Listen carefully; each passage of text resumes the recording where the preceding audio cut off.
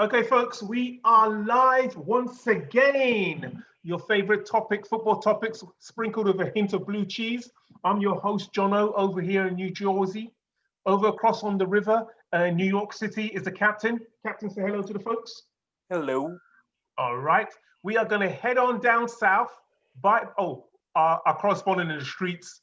I've told you guys the streets of New York are getting wild and crazy. We have no correspondent on the streets. We're going to carry on heading down south, bypass the Carolinas this time because the good doctor is still in surgery, and head on down to Florida where we have Reef. Reef, say hi to the folks.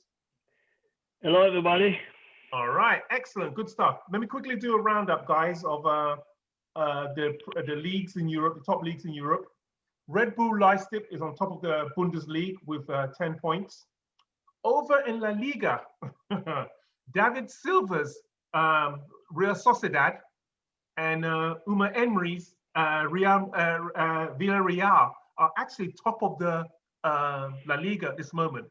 It is crazy over there. This weekend, Barca lost to Gaddafi, and also Cadiz, who got just promoted from the second division, beat Real Madrid 1-0.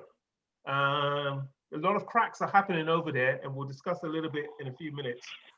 So Real Sociedad and Villarreal are top of La Liga with 11 points at this moment. Over in Italy, Serie A, it is AC Milan. AC Milan have been undefeated since restart. Yeah, undefeated since restart.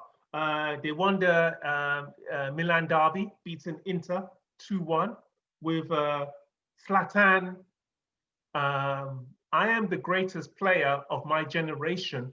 This not called, that is not even CR7, not even Messi can actually touch this cat, who has never got himself a Ballon d'Or, has scored when he was in Sweden, scored when he was in Ajax, scored in Italy, scored in La Liga, scored in the Premier League, scored in America, and at the grand old young age of 38, is still scoring in Serie A, not at a bottom club, but at AC Milan, a historical club.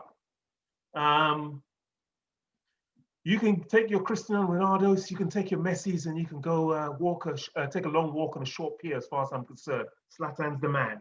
All right, and finally in Ligue 1 in France, Lille with 17 points is on top of that league. All right, that's a roundup of the European leagues. Oh, honorable mention to Benfica, who are on top of the surprise, either them or Porto on top of the league in Portugal. All right, so this week, midweek, Tuesday and today, Champions League kicked off. I'm going to give her some notable wins. All right, Man U, we've got to give props where props is due.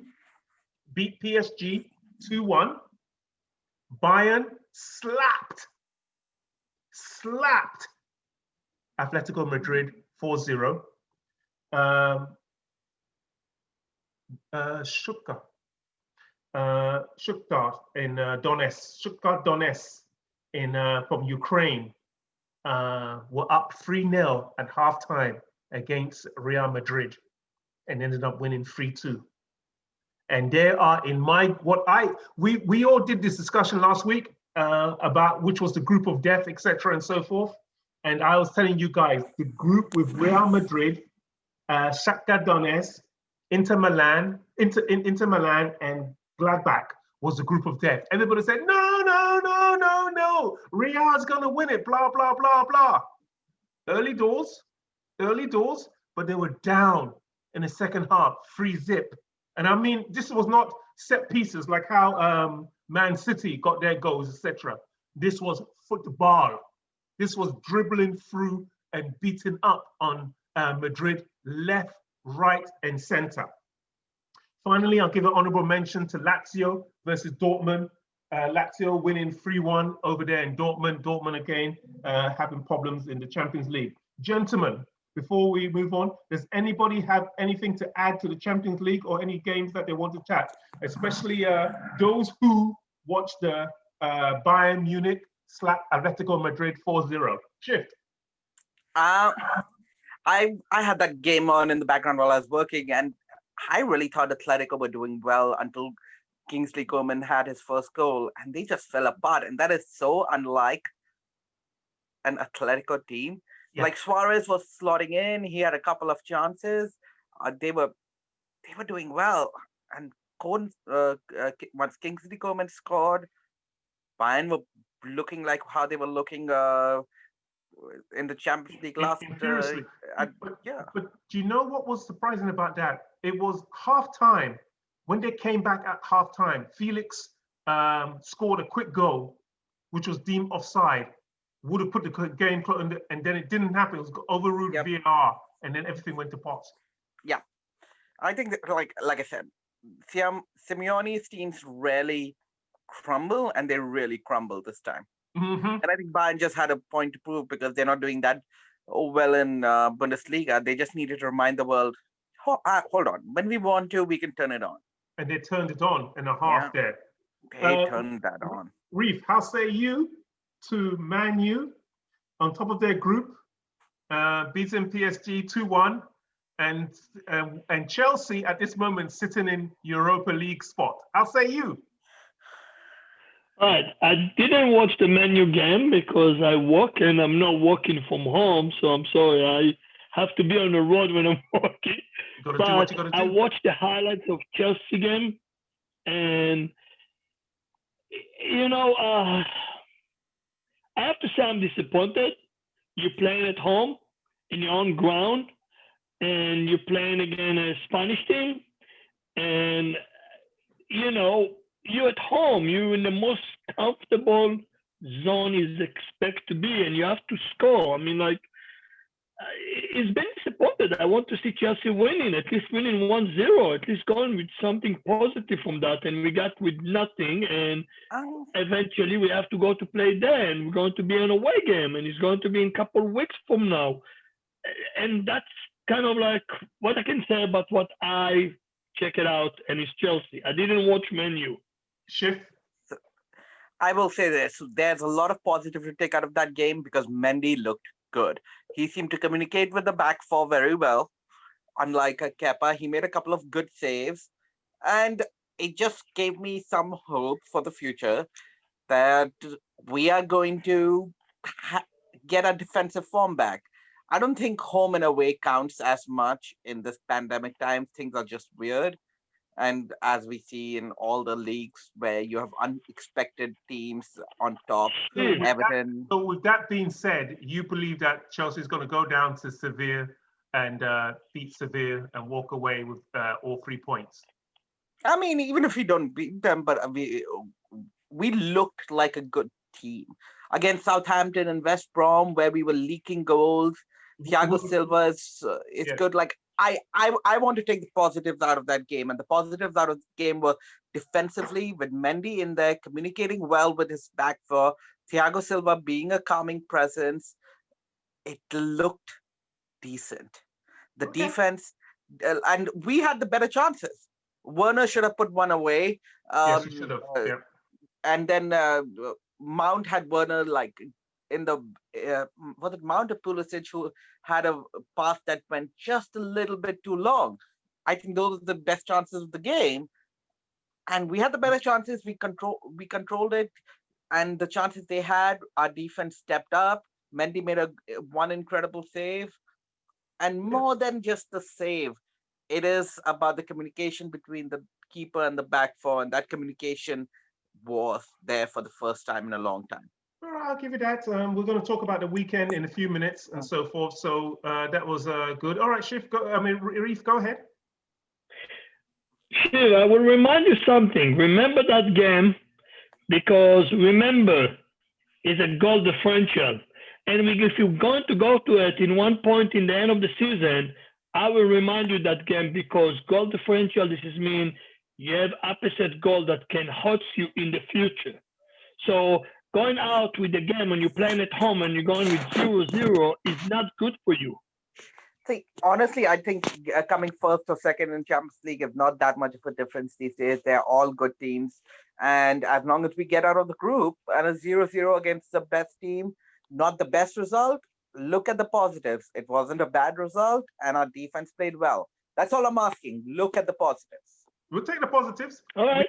We didn't lose against Seville, which is a good thing. And we had a clean sheet. When's the last time we had a clean sheet? Yeah, and we had a clean sheet. All right, gentlemen, with that being said, we will say goodbye to the Champions League for 1 week. It's back next week. Tomorrow, Europa League kicks off and so forth. I'll talk about a little bit about that in our next podcast and so forth. Remember, folks, before we move on to Premier League, remember, folks, you can always reach us at Yahoo or email at bluecheese1905@yahoo.com. All one word, bluecheese1905@yahoo.com. And also, we're also on YouTube as well. All right, the Premier League this weekend kicked off with the Merseyside derby. Gentlemen, the score ended 2-2. Uncle Carlo is winless. No, I said winless. Hasn't lost a thing. So got a winning record. How say you to the Merseyside derby? Shit. I mean, I think the first thing we got to talk about the Merseyside derby is Virgil van Dijk. That first of all, I don't understand how they're using VAR, right? They deemed him to be offside, so they didn't go to check the penalty. But they should have checked for a red card. I don't understand the rule. Why they couldn't check for a red card? Because that was a red card. That was reckless in Pickford, and one of the best defenders in the world who I love to watch. It's done for the year, and I was reading reports maybe done for his career, and they couldn't even check that because he was offside. Someone explain that rule to me. Okay. Apart from that, like I think Liverpool, and then they had the winner right at the end, and again VAR ruled it off for, I think his shoulder was. I don't even understand what is offside. Like that was a close decision. So I think Liverpool got very unlucky, but James controls that midfield. And if he continues to do that, I think it's really hard to keep engaged for that long. And I think Everton's backline is too suspect and they have no depth. So even though it's great that they're on top and Aston Villa has a perfect winning record, I think things will go back to normal soon. We will see a mean reversion. Okay, dude, all I asked you to was to review the Merseyside derby, not give us the inundate of your predictions for the forthcoming season. Did you enjoy the Merseyside derby? I enjoyed it, but like that Van Dijk injury, just, when there's an injury early on in the game, that's all you think about, a really bad one. I kept on going back to that. It was a fun game. 2-2, lots of action. But that injury just shook me. Okay, Reef, help me out. Merseyside derby. How say you to Everton showing some grit to remain in the game? And also Liverpool showing that, you know what, if we want to put it on, we can put it on even towards the end. Go ahead. I enjoyed the game. It was a good game. It's very nice to see that Everton can still compete with anybody and play very well. Mm-hmm. But I'm really disappointed in I like the goal line technology, I taking it, the majority of the time when it's very credit and you're very happy to see that. But when it's a slight over a millimeter of maybe the short kind of move and doing that, and it's not the body of the person, that's completely ridiculous. This is you're changing everything. You changing from a goal, from a winner team to a tie, from a team that's going to go with 3 points ahead to go with nothing because they're working so hard. Mm-hmm. So I'm appreciated for the goal line technology. But if she's talking about the beginning of disappointed, I'm talking about the end of the disappointed, because it's supposed to be a winner for Liverpool and 3 points and go on. But I enjoy to see Everton playing, fighting, continue maintaining what they're doing very well. Yeah, it's it gives us a talking point, unfortunately. I mean, it wouldn't be a typical Merseyside derby if there was not a red card. And there was. It was Richarlison on Thiago of all red cards. But hey, that's the way how it goes, you know? Both of these Brazilians are true Merseyside. They feel right at home at Merseyside all of a sudden. All right, good stuff. Then the next game, gentlemen. Chelsea 3, Southampton 3. Reef, how say you to the fact that Kepa did himself no favors? But the defenders, I'll give him one thing. Some of the defenders didn't help, but Kepa did himself no favors. Yeah, as you said, defender, we're talking about Kurt Zouma. A big mistake, very disappointed. For me, I know it's a 3-3. I know on a paper it's a 1 point, but as I see the game, this is called a loss. And this is not the first time. This is the second time that is happening, exactly in the same formation. A little different, same lady, different dress. And you missed it, talking about Spurs, that they lost the game the last minute. Don't talk about them. Look at you. We have the same problem that Spurs having, exactly the same. Same lady, different dress. If it's a red, it's a blue, it's a green, it's a pink, same story. So it's very disappointing to see a team that's fighting so hard and losing everything in the last minute of the game. That's a killer. That's a killer. In the 90 minutes plus something, you getting another goal. 90 plus 2, you're getting a goal. What the hell? How you cannot play defender? Put everybody behind the goal. Nobody scoring. I don't know if you can blame the manager for it because it's the team on the pitch now need to do that.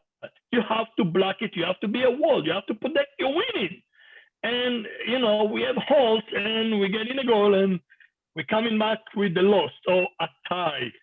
Schiff, how say you to Theo Walcott stealing Timo Werner's ability to get the headlines and score his first goals for in the Premier League for Chelsea? I mean, extremely disappointed with that. Kepa not going into that tackle and pulling out. I don't know if he was scared that if he went into the tackle, there would be a red card. Zouma's soft play. You can't blame him on that because it happened previously. With Zouma, with Zouma's soft play. And I think that's what I was talking about even with the Champions League, right? The communication between the keeper and the back four is not very good at Chelsea right now. Hopefully Mendy fixes that. I think like Kepa's biggest problem is his ability to have like his back four to have confidence in him, which he has lost. And you know, it was fun to see Werner score 2 goals. He has been looking promising, but hadn't gotten the goals yet. And it was fun to see him and Mount and Pulisic and Havertz, and we were good going forward in that game. But defensively, we lapsed, and there's no excuse for it. I'm speechless. I don't know how Walcott got that goal. It was deflected or what. Just disappointing. All right. We're going to come back to Chelsea because we're going to talk about Chelsea Man United on Saturday after the commercial break. But we're going to leave that, put that aside, gentlemen. There's a lot more to talk about, and then we're just going to move on. We're going to go through a few of them pretty quickly. City, Arsenal, 1-0 to City. What can I say? Man U finally getting a win, coming back from the disaster for Maguire. A disaster of an international break, a disaster of a year since lockdown, a disaster from all the trials and tribulation, finally getting himself a goal, and Manchester United beating Newcastle 4-1. Sheffield United, Fulham 1-1. The M23 derby between Brighton and Palace. Did anybody see that game? I saw the end of it a little. I saw that game, man. I'm just disappointed in Bashiaki. I'm disappointed in Mitch. He is like, and he did it to a fellow Chelsea boy as well by just like, that was just like, man, you know what? Stand up and man up, man. And you know, for Palace, the only shot that they had on goal was that penalty. Apart from that, they defended the whole. It was disappointing for M23 Derby. All right, then there was the London Derby. The London Derby this week was Tottenham versus West Ham. How say you, Schiff, to the Silver Fox being embarrassed in the second half by that old rickety man who got off from his deathbed and engineered a comeback after being down at halftime 3-0. Speak. I mean, it wasn't even the second half. It was the last 10 minutes. Like, they scored their first goal in the 80th minute. I've seen collapses, but I don't think I've ever seen like a Jose team collapse like that. I think when he got Ndombele out of there, that was a mistake. Yeah. And that was down to him. No matter what that was down to him. Yep. I think he was trying to put Bale in there, and Bale looked good, but he made that great run at the end, but just couldn't finish. He's rusty. He's ratty. Well, he's wearing golf shoes, isn't he? Yeah, wearing golf shoes, and they got like, God, that goal was great. But this is on Jose, that substitution of taking Ndombele out and putting Harry Winks and Sissoko can't play together. No. Right? Like I don't know why he went too defensive, but they just messed up. I don't think there's any excuse for it. I don't think there's any explaining for it. How you let in 3 goals in 12 minutes when you're up 3-0? That's just taking your foot off the accelerator and being like, the 80th minute, meaning you had 10 minutes away from sitting in second place of the Premier League. 10 minutes away. Reef, how say you to Jose flat tire on his buses that he used to park? You see, I'm still laughing because I'm so happy. Okay, Shiv talked with me about this goal, and I have to say to you, I know you say that it's not time yet for the goal of the season. But the goal for Lanzini, in my point of view, at the moment for the 5 game for the season, that was amazing goal, amazing shot, very nice, out of the box of the 18-year. That was a beautiful goal. Yeah. So that was for me the cherry on top of Jose cream. And that's nothing need to say anymore. Jose going with the tail between his legs and out of the court.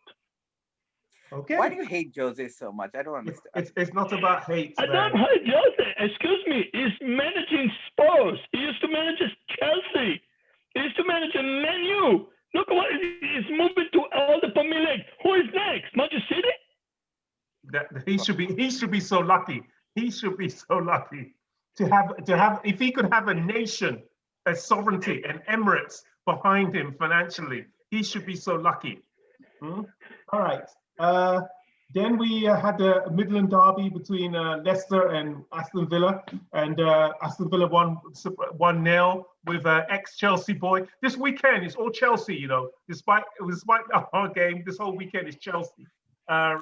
And I'm not going to say it's ex-Chelsea boy because let's be honest, with this loan, he's on his way out. Yeah.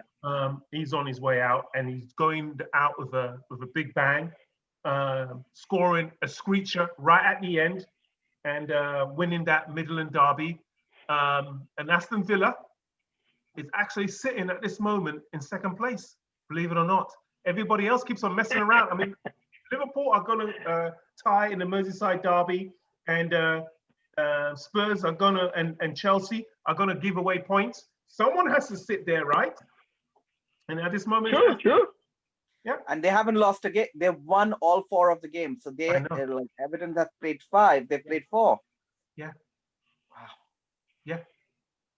I had them going. I think I probably had them going down. One of my teams to go down or barely make it. Because I mean, again, if it wasn't for Hawkeye, they would have been down at one point. Saved them from a Hawkeye from Sheffield United. But I mean, it's like Leicester, right? When they won the title, they were so close to going down, and next year they won the title. Yes, it's not going to happen. Yeah, it's not. But but you better put some money on it now while the odds are in its favor before the odds change. Seriously, make yourself a So killing. you mean lightning doesn't strike twice in the same spot? Apparently it does. I found that out at work. Anyway, next is West Brom. I've got to mention this. West Brom versus Burnley is the first 0-0 score in the Premier League since Project Restart, because everybody's been kicking it left, right, and center. I mean, we've just got a few couple of clean sheets, but the ability not to score, you can trust Burnley. You can trust West Brom to do that, of all teams. And then Nuno Espirito Santos, Armin, and his Wolves won 1-0 against Leeds, and that ends the weekend, etc. Gentlemen, before we move on to this coming weekend, does anybody have anything to say about those games that we went through? I mean, a lot to say, but we don't have all the time in the world, right? Don't that's never stopped you before. Go ahead. All right, folks, we're going to go on a quick commercial break. When we come back, we'll continue and talk about going to our Blues Cheese side of things and talk about Chelsea Man U. Okay, folks, we're back from a commercial break. Time for a hint of blue cheese to put on top of our salad of football topics right now. Chelsea Man U, the juiciest game of this weekend. How say you? First of all, let's have a score from you, Shif, and why. 2-0 Chelsea.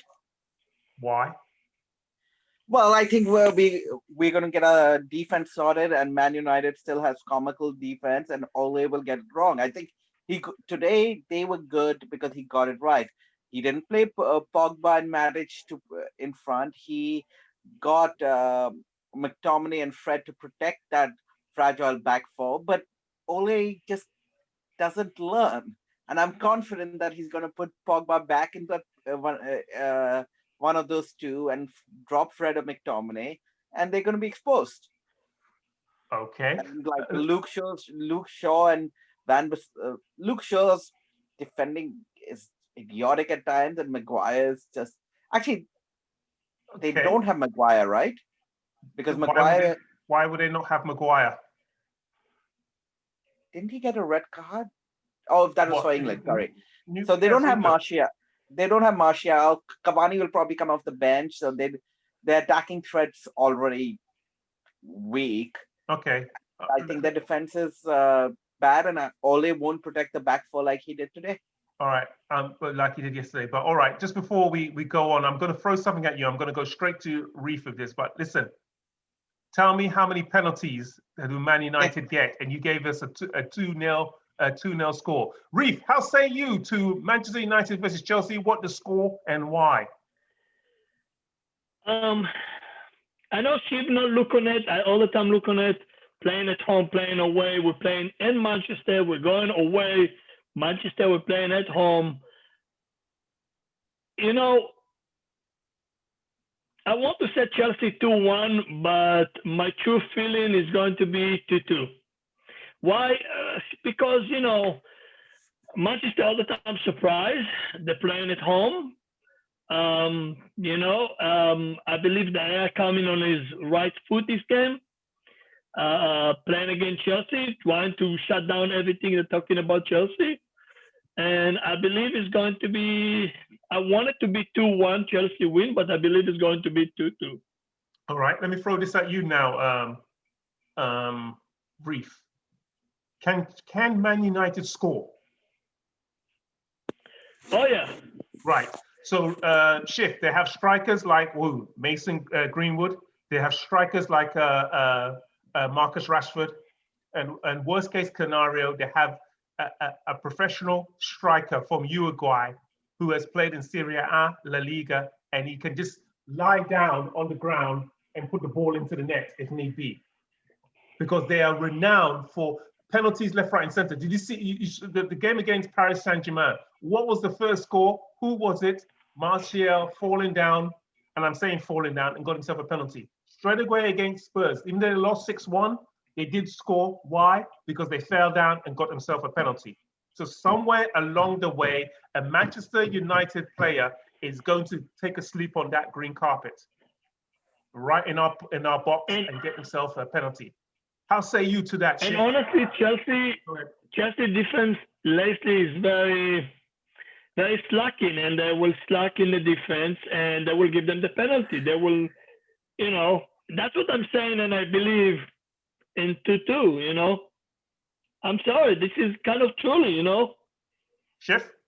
So I don't think I agree. Man United gets way too many penalties, but they're not going to get one all the time. And we in our defense we have Silva. Yes, he's had a he had one bad game, but he's smart enough not to give away a stupid penalty. And I think Zuma, he'll probably play with Zuma and Aspie in there. I think we have smart enough defenders. Zuma hopefully won't do anything stupid. So we just weather the storm. We will get through it. They might have the three attackers, but like against Spurs, if you don't have the right build-up play, you're not going to, those attackers mean nothing. Greenwood's done nothing this year. Rashford's still looking good. That's far. That's far. Did you see Rashford's goal against PSG? Rashford's good. Yeah, and Cavani is going to be rusty as hell. And Martial is out for slapping Lamela. Right. So you can say they have attacking prowess. It'll live and die by how Pogba feels that day, because I think Pogba is an exceptional player. Yep. But he is not up for it half the time, and I don't know if it's the side of the bed he gets up on or what it is. If Pogba is on it, sure, they might score one, so we can go 2-1. But I really think that they're going to be shut out unless they get a penalty. And wow. That's the only Reef, how say you to Pogba having rested and playing only a few minutes in the Champions League, ready for this challenge of Chelsea coming to Old Trafford?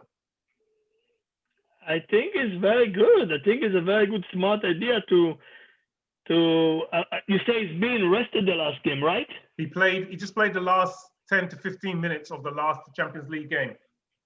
That means he's going to play Chelsea the entire game. Mm-hmm. Of course, he's going. I really truly believe they're going to bring a hard game for Chelsea. It's not going to be a picnic game. It's going to be a hard game. Yes, they like to munch on the carpet. Yeah, they like to fall. They like to get a penalty. If they can drag it from Chelsea, good for them. They know how to do it. They did it for so many teams, so they're good in it. Yep. So if the referee still give it to them, I guess they know what they're doing. But I believe it's going to be an interesting game. Yeah, I concur with you. I believe that this is not going. This will come down to each manager. Now let's take the managers. Each manager right now needs a win. Even though Ollie will say, yeah, okay, I'm living off the PSG. Worst case scenario, Ollie will say, well, I can fall back on PSG, beat them again. That's how I got my job. I went over there. I went to Paris again and beat those guys and got themselves this moment. And we're on top of our group in the Champions League, and we beat Newcastle. How say you, Frank? What do you got? You're sitting in third place, Europa League slot of your thing. You're leaking goals left, right, and center. So how say you to the manager, Ollie versus Frank? Who's going to get the tactics right and who can get away with murder? Schiff. I have more faith in Frank than Ole. I just don't think Ole is a good manager. Frank is still learning, but he gets his tactics right. And our team is more solid. You think Pogba was rested, but I think Man United actually did better because they had Fred and McTominay in there. And if Pogba is going to play the entire game as one of the pivot players, they're going to leak. They're going to be very leaky. So you are saying that they should use a tactic which they used against PSG, which is a 3-5-3 with as they loaded up the midfield with defensive midfielders and then hit them on the counter break. Yep. Because their defense is not good enough. Their defenders are not good enough to defend without protection, which I don't think Ollie wants to give into, because you have the mystique of Man United. We are attacking, we attack, we attack, we attack. So he's not going to do that, but that's what they should do. And luckily, I don't think he will. Okay, so you believe that they're going to treat us like PSG and beat us 2-1? No, actually, you said they're not No. even scoring. So, but you're saying if they use the PSG tactics, they're going to beat us 2-1. If they would, but I don't think they're going to use the PSG tactics. I think they're going to use go back to their old Spurs tactics and then get exposed. I think you're right. Pogba is going to play the entire game. And if you have Pogba in there, you can only have one of Fred or McTominay, and they have to cover too much ground.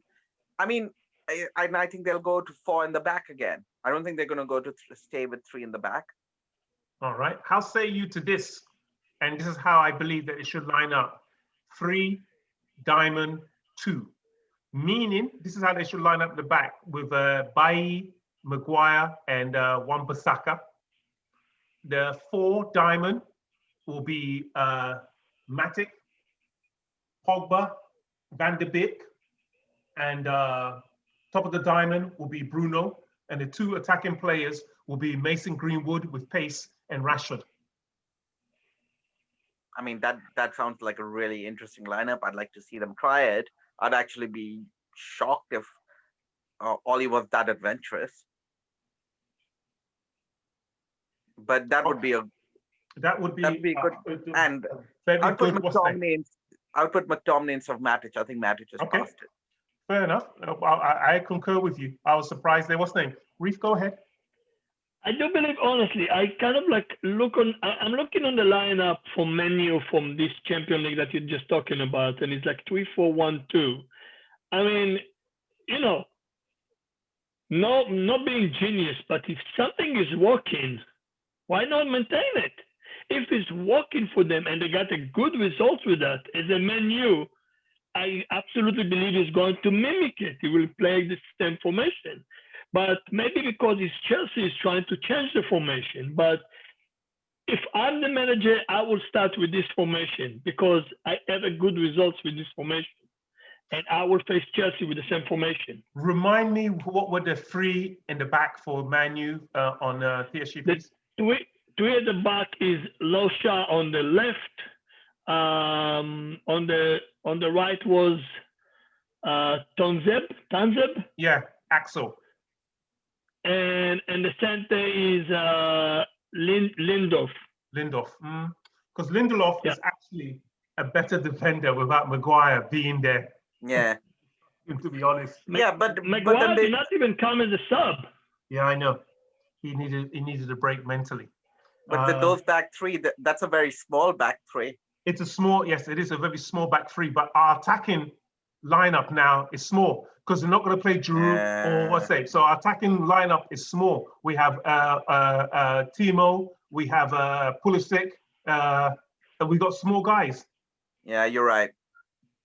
Hakim, we got small guys up front, so he can go with that if he wants to. I would have of course gone bigger with, but then they have no width. The advantage of playing 3 is that the width, and if you play the diamond, then you need your fullbacks to provide the width. And in doing so, they need the pace of Luke Shaw, believe it or not, to go up and down, because Pogba isn't going to go up and down. Van de Beek and Pogba, we'll see. And you know, in the same conversation as we're talking about it, Chelsea playing 4 in the back, as James, Silva, Zuma, and Ben Chilwell, and they're playing like in a formation of 4-2-3-1. I mean, you know. Yeah, but Jorginho was bad, man. He was bad at that too in the double pivot, man. Kovacic had to come on. He was bad. He was really bad. And you see that he's got the yellow card because he cannot change, or because his position was not right, and he cannot hold the play and got the yellow card. Yep. I'm just improving the point as the bad. He's absolutely correct. So, you know, he can change Jorginho with Kovacic in the same position and playing Conte on the opposite side. So it's going to be interesting, but I believe, honestly, that's what I see, even in Chelsea and even in Man U. If something works, continue with it. If he can play the same formation with James, Silva, Zuma, and Sedwell, and Mendy in a keeper, why not? This is work. This is work very well. Maintain what we have.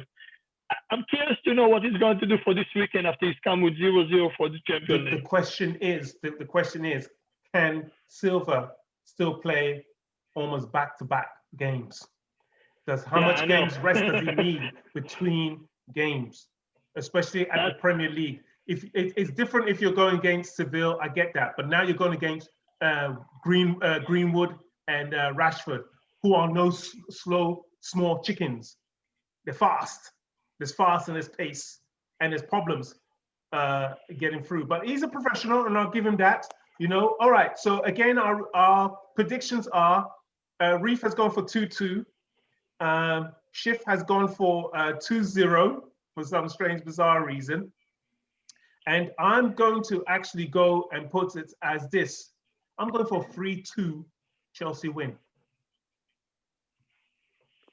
All right, folks, so we're going to carry on. The good doctor isn't here to give us a quiz this week. You can reach us again, like I said, on bluecheese1905@yahoo.com. You can look us up on YouTube to see our videos and so forth, and request our audio broadcast. So from the good captain, he'll say goodbye to you folks. Captain? Bye, people. Excellent. All the way down in Florida, Reef, to the folks. Goodbye, everything. Good luck, Chelsea. All right. And from yours truly, goodbye, folks. And we'll see you all next week.